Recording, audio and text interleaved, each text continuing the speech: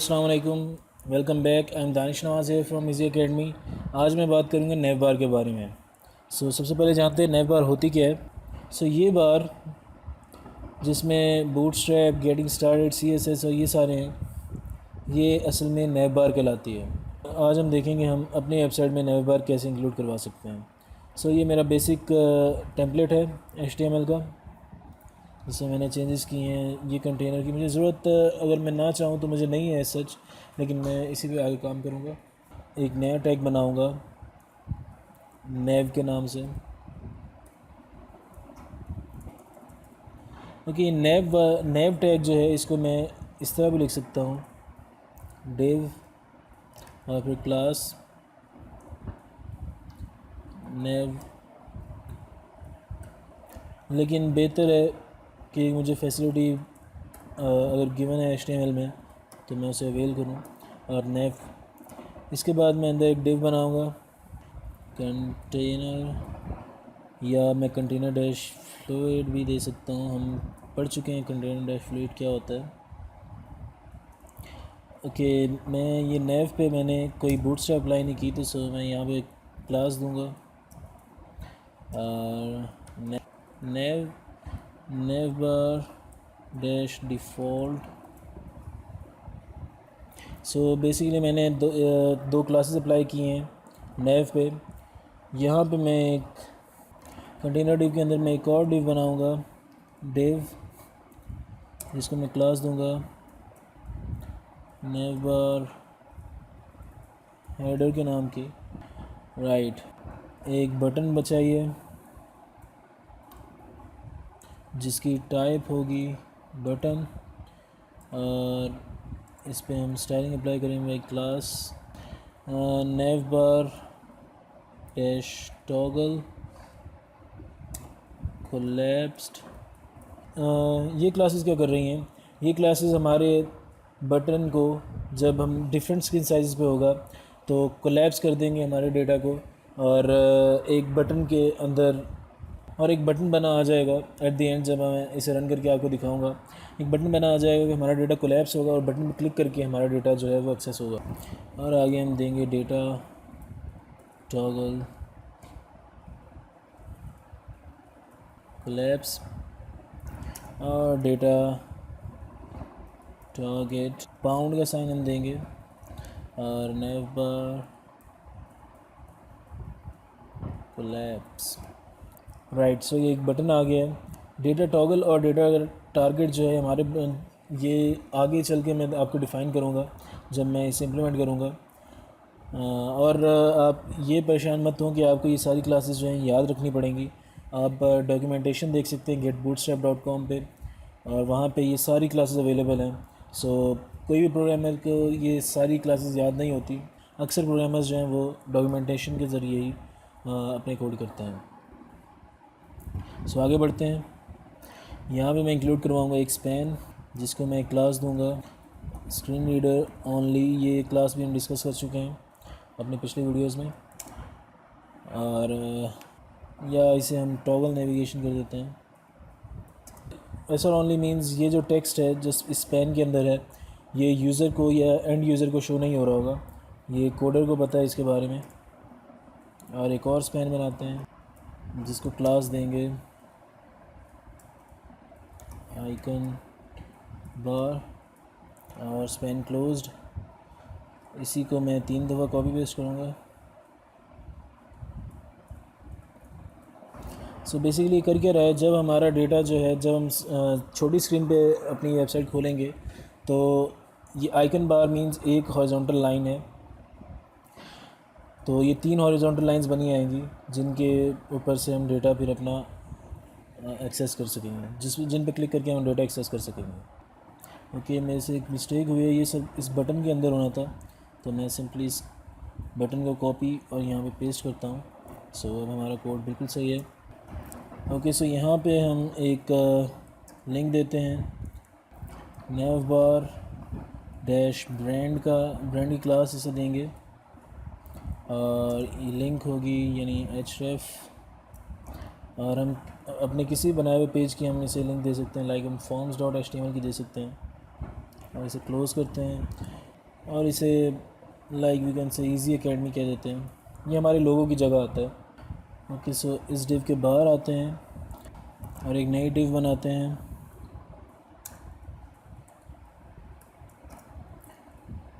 Collapse और never dash collapse, और इसको हम आईडी देंगे नेवर कोलैप्स ही, सेम आईडी जो हमने यहाँ पे पहले दी थी, डेटा टारगेट में दी थी। सो ये हमने एक नया नेव बार बनाया जो कोलैप्स है, जिसमें हमने ये एक क्लास अप्लाई की है और ये हमने आईडी बनने से रिलेट किया है हमारे डेटा टारगेट को। आगे बढ़ते हैं और एक अनऑर्डर्ड लिस्ट बनाते हैं और इस अनऑर्डर्ड लिस्ट को क्लास देते हैं नेव और नेव बार अंडरस्कोर नेव बार डैश नेव। इसके अंदर हम एक लिस्ट बनाएंगे और लिस्ट में हम बूटस्ट्रैप एक क्लास अप्लाई कर देते हैं just for some styling active, और यहाँ पे हम एक लिंक देंगे पाउंड देते हैं और इसे हम होम कहते हैं, और एक और लिस्ट बनाते हैं जिसको हम इस दफ़ा कोई स्पेसिफिक क्लास नहीं देंगे, लेकिन हम एक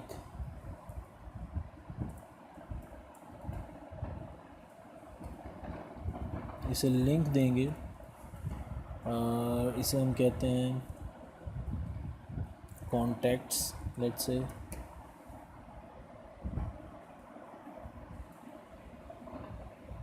राइट, सो अब इसे रन करके देखते हैं। सेव किया और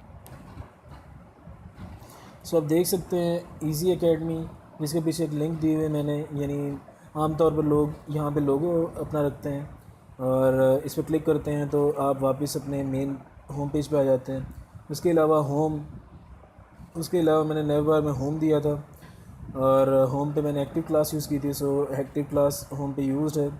और इसके बाद कॉन्टैक्ट्स, और ये हमारी नेव बार है बेसिकली, और इस पर हम थोड़ा और काम करते हैं।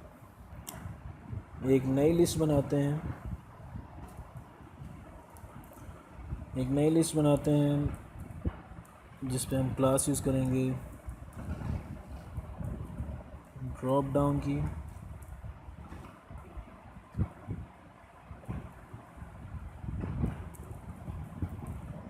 और इस लिस्ट में हम href और इसे खाली रखते हैं, drop down class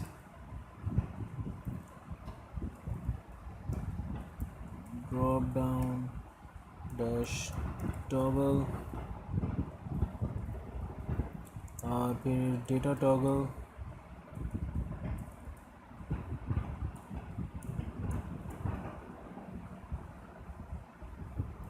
drop down.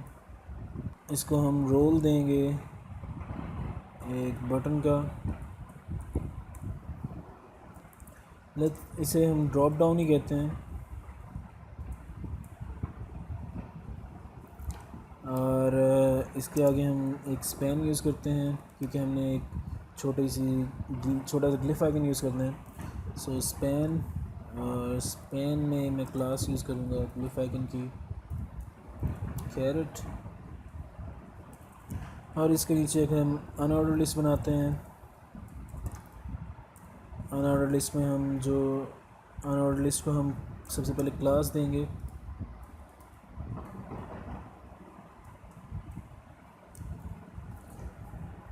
Drop down menu की,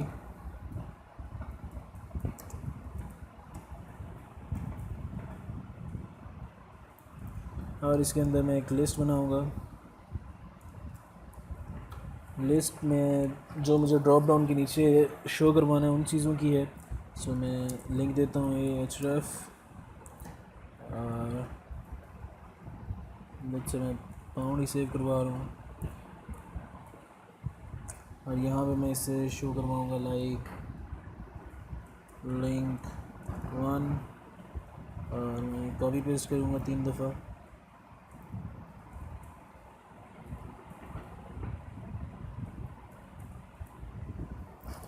और लिंक टू, इसको लिंक 2 कहूँगा और लिंक 3 कहूँगा। राइट, अब मैं एक डिफरेंट काम करना चाहता हूँ। मैं 3 लिंक्स एक साथ शो करवाना चाहता हूँ और चौथा लिंक जो है उसे थोड़ा डिवाइड करके शो करवाना चाहता हूँ। एक और लिस्ट बनानी होगी जिसको मैं रोल दूँगा सेपरेटर का और एक क्लास दूँगा डिवाइडर की।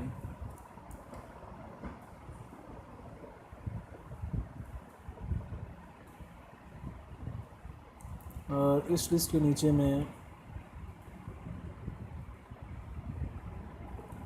दोबारा पेस्ट कर दूँगा लिंक 4। सो इसे सेव करते हैं और रन करके देखते हैं। सो आप देख सकते हैं ड्रॉप डाउन के बाद नीचे मेरे पास 4 लिंक्स आ गई हैं। चौथी लिंक सेपरेट नहीं हुई, इसको देखते हैं। मैंने डिवाइडर के स्पेलिंग गलत लिखे हैं। सेव करते हैं और अब रन करके देखते हैं। सो आप देख सकते हैं पहले 3 लिंक से चौथी लिंक जो है वो सेपरेट हो चुकी है। सो आगे बढ़ते हैं। सो इस UL टैग के बाद जो मैंने नेव का बनाया था, मैं एक फॉर्म बनाऊंगा और इस फॉर्म को मैं एक क्लास दूंगा navbar डैश फॉर्म और navbar डैश लेफ़्ट के नाम से। इस फॉर्म के अंदर मैं अब सर्च करवाना चाहता हूँ। सो मैं इसे रोल दूंगा सर्च का और यहाँ पे हम एक डिव इंक्लूड करवाएंगे जो हमने हमेशा अपने फॉर्म्स में भी देखी थी। फॉर्म्स में इंक्लूड करवाते हैं क्लास फॉर्म डैश ग्रुप के नाम से और इस डिव में हम अपना काम करेंगे सर्च का। और यहाँ पे मुझे एक इनपुट फील्ड चाहिए तो मैं इनपुट जिसकी टाइप होगी टेक्स्ट और क्लास यूज़ करेंगे फॉर्म डैश कंट्रोल की। और यहाँ हम एक प्लेस होल्डर यूज़ करेंगे, स्पेस देते हैं, प्लेस होल्डर यूज़ करेंगे like search here. Input tag close करते हैं और अब हमें चाहिए एक बटन। डिव का स्पेस ज़्यादा दिया था और डिव का स्पेस कम कर दिया है क्योंकि मुझे डिव से में सिर्फ इनपुट चाहिए था। ओके, अब बटन चाहिए तो बटन के लिए बटन जिसकी टाइप होगी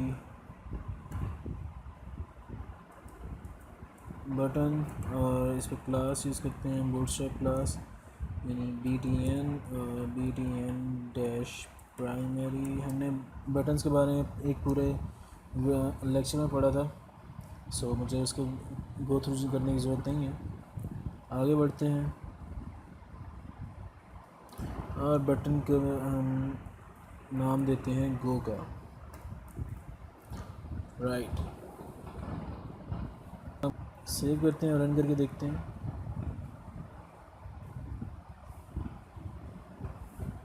सो आप देख सकते हैं ड्रॉप डाउन के बाद एक टेक्स्ट फील्ड है जिसके अंदर सर्च लिखा हुआ, हमने प्लेस होल्डर लिखा था सर्च और एक बटन है। बटन प्राइमरी है सो इसका कलर ब्लूइश है।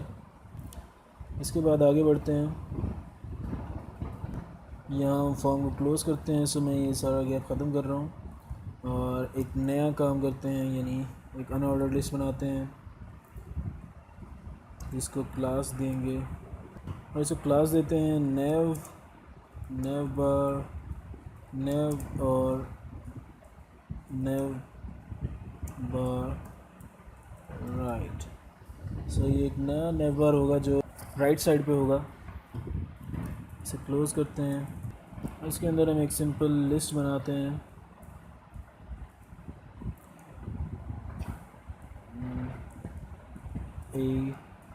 HFU का हम पहले कर चुके हैं और इसका नाम देते हैं, इसमें से फाउंड करवाते हैं और इसका नाम देते हैं लेट्स से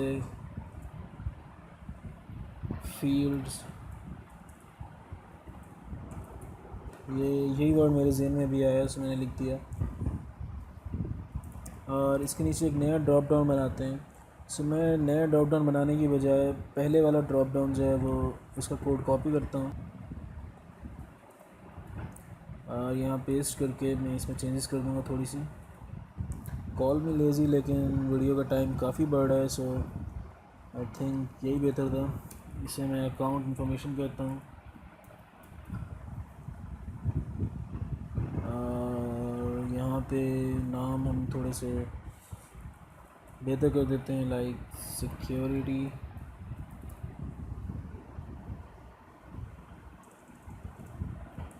पासवर्ड्स, बैलेंस, और यहाँ पे हम लॉग आउट रख सकते हैं। सेव करता हूँ और अब रन करके देखते हैं। राइट, सो आप देख सकते हैं प्रॉपर नेव बार मेरे पास तैयार है, जिसमें ये भी ड्रॉप डाउन है, जिसमें मैंने ये अपना सिक्योरिटी, पासवर्ड्स और बैलेंस वगैरह लिखा है, और एक ये ड्रॉप डाउन मैंने यूज़ किया हुआ इसमें, और ये एक्टिव था, सो होम एक्टिव भी दिखाई दे रहा है। सो अब हम एक डिफरेंट चीज़ करते हैं, लाइक ये नेव बार जो है मैं चाहता हूँ ये पैडिंग जो इसे गिवन है टॉप से ये ख़त्म हो और ये फ़िक्स हो जाए हमारी वेबसाइट पे, यानी हम जितना भी स्क्रॉल डाउन या स्क्रॉल अप करें ये नेव बार जो है ये अपनी पोजीशन पे ही रहे। सो इसके लिए हम यहाँ पे यूज़ करेंगे, नेव में एक और क्लास यूज़ करेंगे, नेव बार फिक्स्ड और टॉप। सेव करते हैं। सो अब नेव बार जो है ये टॉप पे फिक्स हो जाना चाहिए। राइट, आप देख सकते हैं नेव बार जो है ये पैडिंग पे ज़ीरो हो गई है और ये फ़िक्स हो चुका है। सो बेहतर जानने के लिए कि नेव बार फिक्स हुआ है कि नहीं, हमने पहले एक टेक्स्ट यूज़ किया था हमने अपने किसी कोड में, फ्रेंड्स के नाम से पैराग्राफ्स हमने लिखे थे। सो वही सेम पैराग्राफ मैं दोबारा लिखूँगा। सो मैं यहाँ पे थोड़ा सा टेक्स्ट लिखूँगा कि मेरा एक पेज फुल हो जाए। मैं इसको मैंने काफ़ी टेक्स्ट लिख दिया है। सेव करते हैं और अब ये देखें पेज स्क्रॉल डाउन हो रहा है, लेकिन नेव बार जो है वो अपनी पोजीशन से नहीं हिल रहा। ओके, सो एक आखिरी बात जो अभी तक हमने नहीं डिस्कस की वो ये है कि जब मैं अपने ब्राउज़र का साइज़ छोटा करता हूँ, यानी टैबलेट डिवाइसेस या मोबाइल डिवाइसेस पे आता हूँ, तो ये एक हॉरिजॉन्टल बार वाला एक बटन शो होता है जो जिस पे मैं क्लिक करता हूँ तो मेरा नेव बार में मुझे शो होता है। सो ये काम हमने यहाँ पे किया है, ये जो हमने एक बटन बनाया था, और जब टॉगल करेंगे नेव बार टॉगल होगा और स्मॉल डिवाइसेस पे आएगा तो कोलैप्स हो जाएगा। सो ये सारा काम हमने यहाँ इन 4-5 लाइंस में किया था। सो ये था आज का हमारा ट्यूटोरियल नेव बार्स के बारे में। उम्मीद है आपको समझ आई होगी। अगर आपको कहीं पे कोई भी मसला हो रहा है सो आप डॉक्यूमेंटेशन में जाएं और आप पढ़ें डॉक्यूमेंटेशन हमारे नेव बार के बारे में। ये फ़ाइल मैं अपनी वेबसाइट easyacademy.pk पे अपलोड कर दूंगा। सो अगर आपको ये फ़ाइल चाहिए तो आप हमारी वेबसाइट जो है सर्फ कर सकते हो। Thank you very much. यही था आज का नेव बार का tutorial. So thanks for watching. ये था हमारा आज का नेव बार का टॉपिक। उम्मीद है आपको समझ आया होगा।